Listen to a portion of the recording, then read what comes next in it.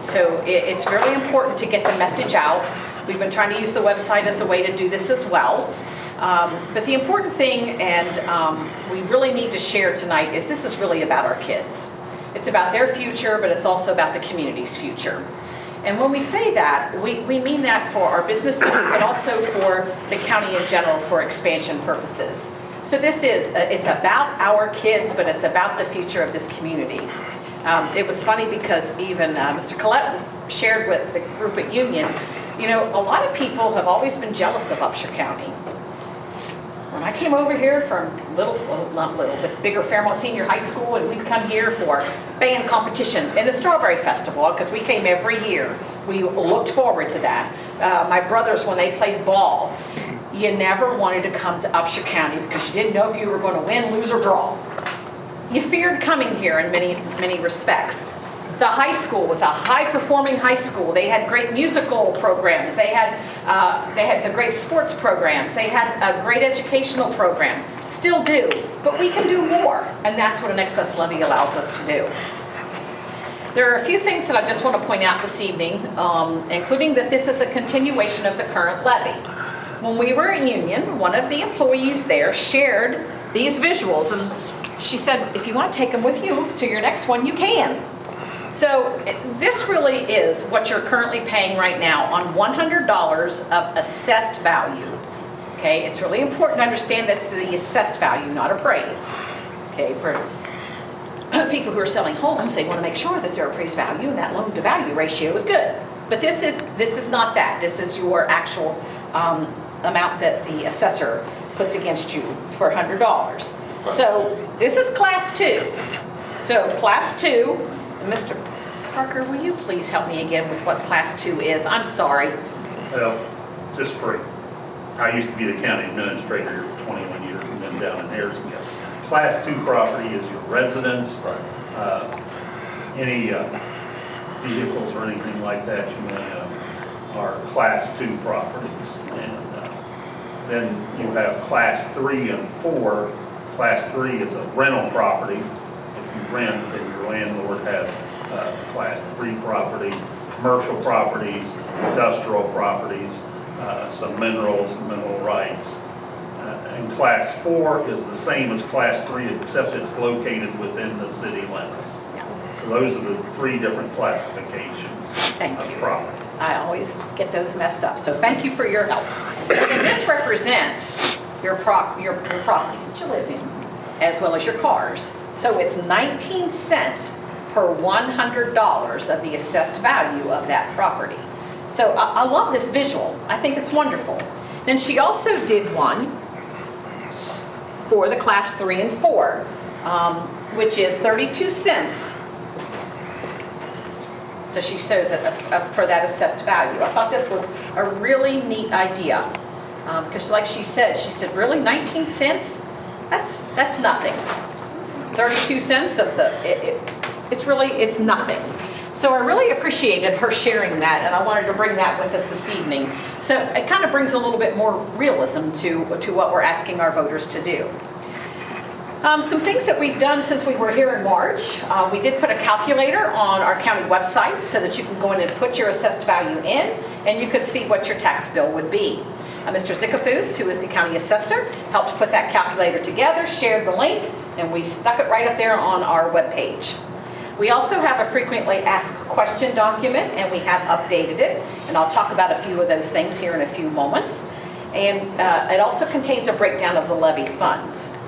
So I think that if we remember that the purpose of this excess levy is really about providing those extra things that we don't have the ability to provide through the funding that we get from the state, to continue to offer a high-quality educational program here in Upshur County for all of our kids, I think that we can understand why it is so important that we really become informed about what we're asking folks to support. So while the levy is broken down in more detail on the website, we also have another piece there that kind of, and I think you have a copy of that right now in front of you that you all provided.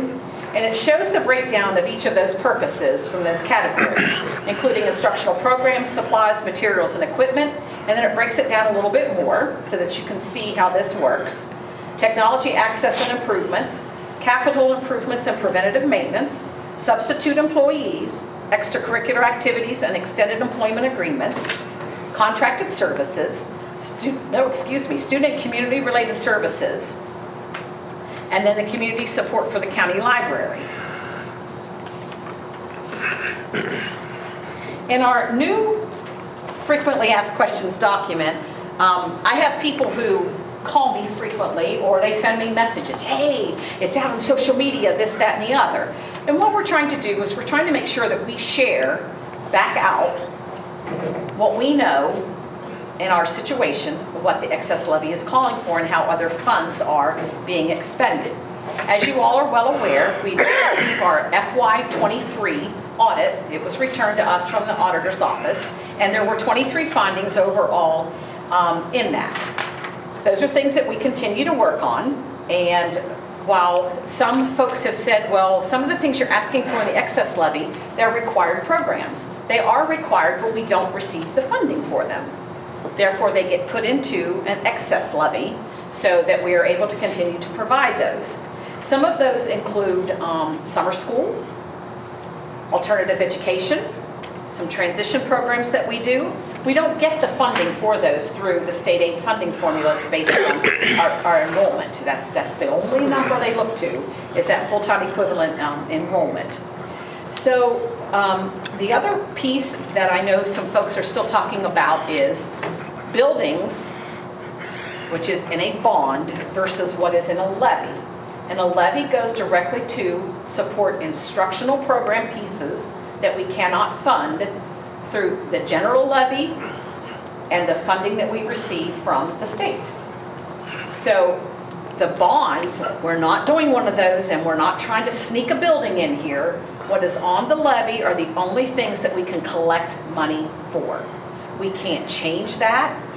It's the only thing that we can collect that money for. So we're not trying to, persuade people to support something that's not there because it's not part of the excess levy. The other piece that's new because of the findings that came out from the audit that was performed by the West Virginia Auditor's Office this year was a carryover balance of over $8 million. So $4 million of that is unrestricted.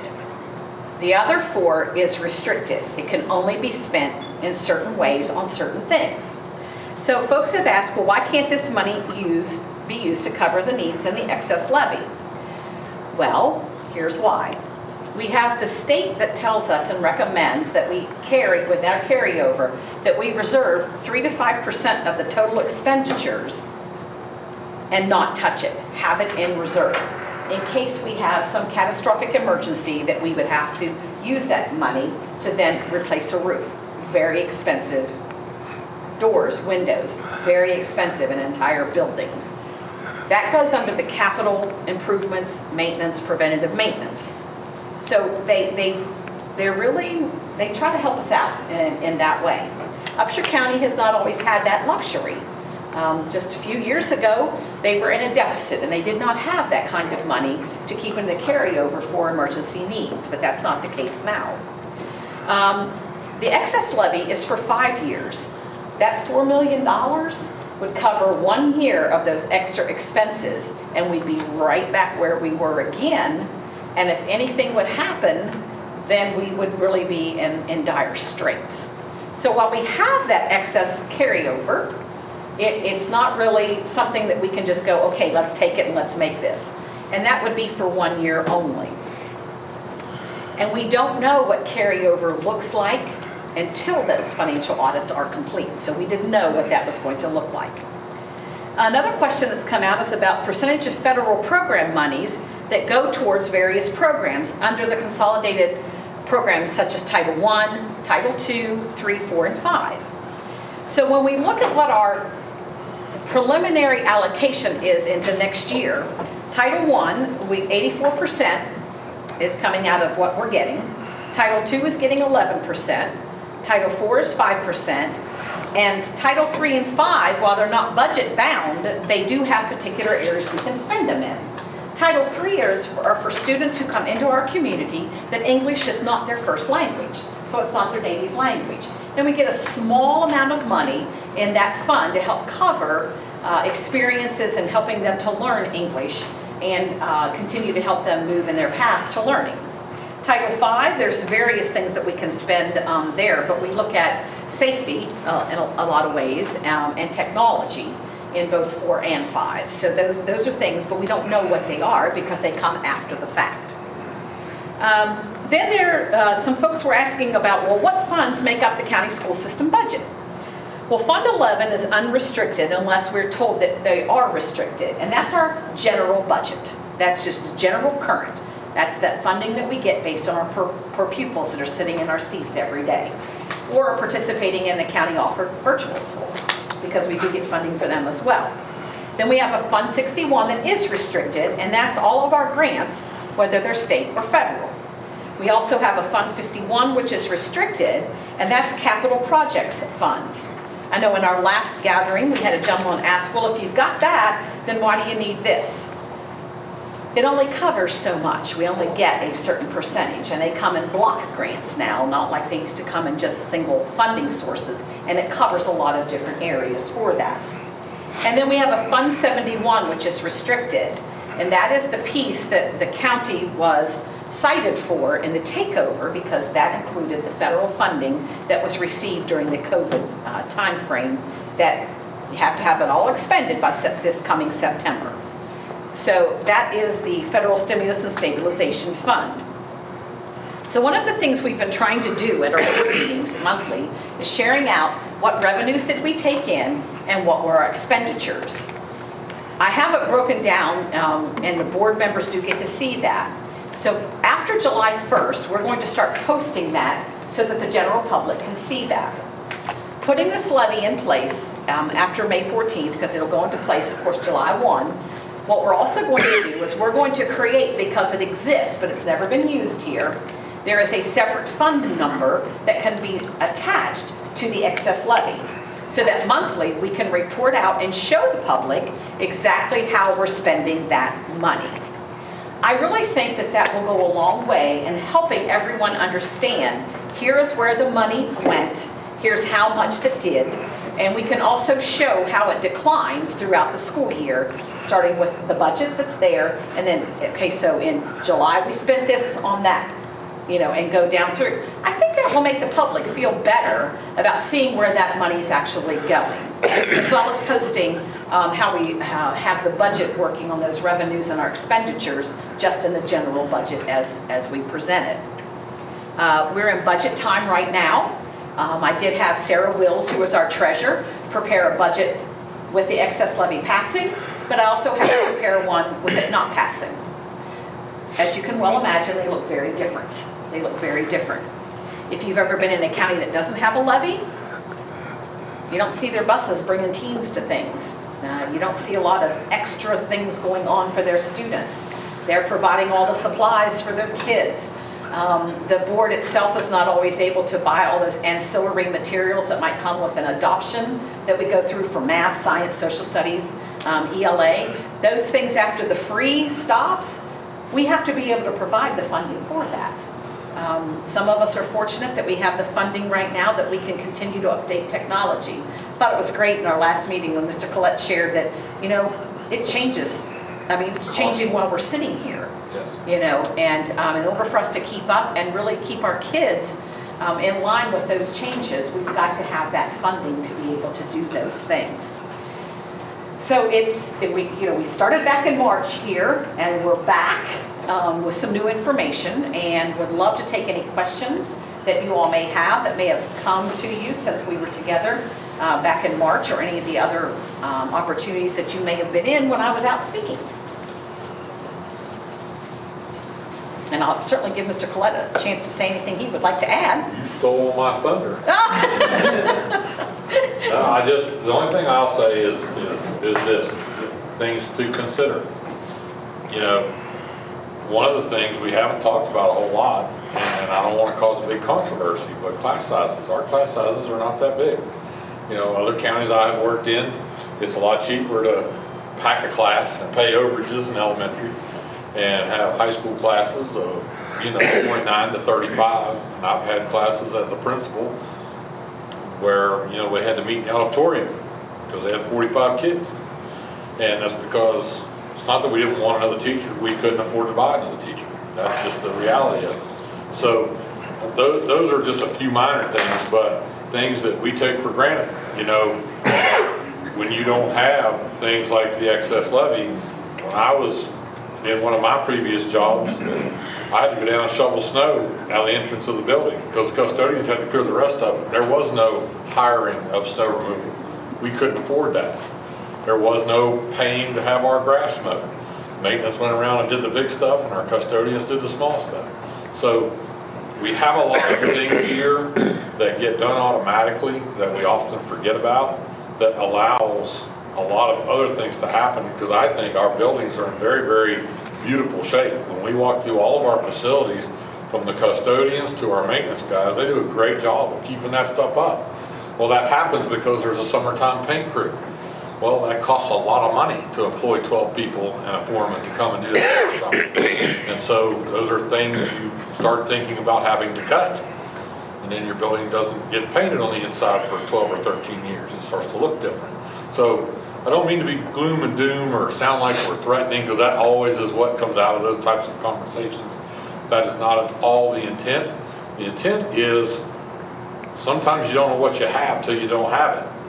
And I'll be right up front, our levy is not that big, but it does a whole lot of stuff for our county. And it's one of those sources of pride that made all of us envy you. I mean, I'm an old coach. I tease everybody all the time. When you scratch the surface, what mascot and what color comes up. Well, I started out blue and gold at Beverly Elementary, and then I went to Elkins Middle, and then I went to Elkins High School, and we always envied this county. My favorite color is blue, but for them, blue and white was not a good color. We wanted to come over here and beat you all, because you know why?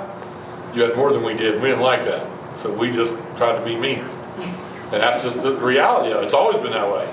And so with that being said, again, I think that it's drastically important to give our students and our staff the most opportunities they can have. And this, while it is big to a lot of people, and people giving money is hard on people, I understand that. But the results of it for the benefit of our kids and the opportunities they would have far outweigh that. So I would encourage you to talk to everybody in the room. If you talk to 5 other people that are unsure, and get them to understand the importance of it, maybe you'll talk them into and get them to understand why we're trying to carry this on. Again, it's not something new. We're just carrying this on. Okay? Can we answer any questions for anyone this evening? I don't have a question, but I know Mrs. Gray made copies and handed out all of, one of our 5th grade teachers printed out her Amazon list of supplies she uses in her classroom, and I'm sure it goes even beyond what is on the 2.5 pages of her Amazon list. Yes. So as a parent looking at that, I'm thinking, okay, my kid's gonna need a dozen pencils throughout the school year, a box of crayons, markers, all those things, that all adds up. And for the minimal cost of what you pay, you get a whole lot more than just school supplies. Yes. And that we're able to do that. Right. Thanks to the taxpayers here in the county, and we would like to continue to be able to do those things. And that's what an excess levy allows us to do. It allows us to be able to do those and not put a burden back on families. Hi, girls. Not to put that burden back at the feet of our families. It's tough right now. I know. I have to say that I'm very fortunate because I'm on the other end of my life. But I look at my own children, and I know what I see with them, and their kids aren't even in school yet, and I can't imagine. Next year the first one goes to school, and it's going to be difficult. I don't know what the Harrison County levy looks like. I don't know what they provide for kids there. I'll educate myself. I'll figure it out so that grandparents, we can set aside a little bit extra over here so that we make sure that they have, and they don't feel like they don't have. And I don't want any child in Upshur County to feel that they don't have something I want to be able to give them everything and then some, so that when they're reaching for their excellence and their success after they leave us and walk across that stage, they know that they've received the education and the skill training that they need to go out there and be successful. And that's what this allows us to do, to make sure that those things stay in place for them throughout their career. Yes, sir. Yeah, my father, he was an educator here in the county. So I remember in the 90s, whenever the county turned on the school board and said no to the levy. I remember that. There's still life repercussions that I see from that decision from the county. So I appreciate you guys doing this. It's actually quite shameful as a county citizen that people are considering no. And for me, I think my only question would be is, how do we get rid of the levy and make this permanent forever? Just something that we do. And I think that's important to this, voting season right now. Yes. We don't fix this in Upshur County. It has to be fixed at the state level. Correct, and I think that there are a lot of discussions going on in county board meetings about how do we fix this? How do we get the funding that is necessary so that we don't have to keep going back and asking county voters to make up the difference? Yeah. The school aid funding formula, I still remember when Judge Recht made the decision, the Recht decision that changed education forever in West Virginia. Back in the early 80s, about that equality, and it was through salaries and other things that we were to be equal.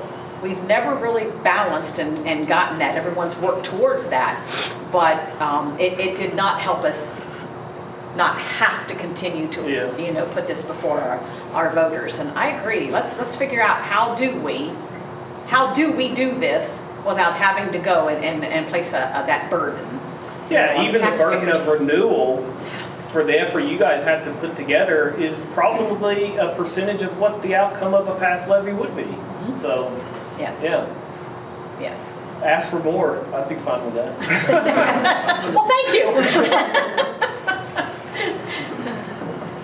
And I know a lot of folks were like, well, how'd you come up with these figures and things like that? We honored what the work that they had done previously in putting the previous levy together and looking at ways that they were trying to make sure that this stayed in place in these particular areas. And the only thing we did was we kind of looked at a little bit of an inflation index to kind of look at each one of those areas. What do we need to think about over a 5-year period? We have an important presidential election coming up, governor, everything. So we don't know what that future holds. So we're trying to plan as far into that future as we can so that we can continue with those services for our students and our staff. It's important. It supports our staff so they can do their jobs and then some. And thank goodness we have some that will do the then some. I have a question. It Sure. could be just a little bit more of a budgeting question. Yes, ma'am. There's $450,000 for substitute employees. So is that, you know how many employees ultimately we want, and we know that there's a lot of vacancies. Yes. But is that money in the original budget, not the levy, but the regular budget? I'm not sure the right wording here. No, that's fine. So my there is a question small is amount why that we we need do get Okay. to cover substitutes. Okay. But it's never nearly enough to cover the vacancies that we have to cover on a daily basis. Okay. It's a large percentage. And there again, back in 2015, I believe anyone that was hired after July 1 of 2015, employees were no longer allowed to save their days like those of us who are older. So, that was a benefit that I'll tell you, when I do ultimately retire, it's going to pay my health insurance for, so much more. There was no way was I using any more days than I ever had to. And now that I'm staring retirement in the face and I see those figures when you go to the retirement board and they say, well, this is how much paid up insurance you're going to get. Our employees don't get that now. So what do? They use those days. I can't blame them. There's no payment on the end for them. So it's ultimately basically like their PTO days that we have to cover? Yes. Okay. Yes. All right. Yes, ma'am. Thank you for clarifying. You're more than welcome. You're more than welcome. You're looking for subs, so. I'm already full-time employed. You can sell it, though, you can sell it. We, friends and neighbors ask. Anything else we can answer for you? Well, thank you so much for giving us your time this evening. You know, we're available if your friends, family, or anyone would have questions, they can reach out to us. We'll make more touch points. If it's a very small group, if it's a large group, it's okay. We just want to make sure that we're giving an opportunity for everyone to ask their questions and be informed. Because it's sad if we go to the polls and we're not an informed voter before we cast our ballot. So we did want to make sure that we took the time to make sure that you and everyone in the county gets the information to make that informed decision. So we really do appreciate you. Yes, ma'am. For the people that don't have internet, like our elderly generation. Yes. Are letters like this being mailed to them, or as a community or a person in the community? Yes. Can I copy this? Yes. And like, Yes, you can. I had a very interesting phone call with a former employee of the county school system yesterday. And she said, you know, Mrs. Miller, not all of us have that thing called the internet in our house. And she said, and I even called the Record Delta and had a little discussion with them that I was not pleased that they were not covering the school system and the things that they were trying to do more. And I told her, I said, well, I get you and I understand. And we had a wonderful conversation. She said, well, you know what? She goes, I'm going to go talk to my neighbors. And so anything that you can do to help get this out there, we would appreciate. Okay. I will say that my Buchanan, but again, you've got to have the internet to be able to look at what they're putting out there. And then the Record Delta through West Virginia News has been trying to help us as much as possible. I know Noah came to our board meeting the other night, and he's going to start coming on a more regular basis so that we can start reporting those things out. And we are heavily using the website more, I think we have in the last probably 6 months than it was used previously. So, but if you can get that out to those folks that you know, oh yeah, that would be fabulous. Okay. That would be great. okay. You're more than welcome to do that. And if they want to call, I'll talk to them. Like I said, it was a delightful conversation yesterday. Okay. I really enjoyed it. Well, again, thank you all. Thank you so much.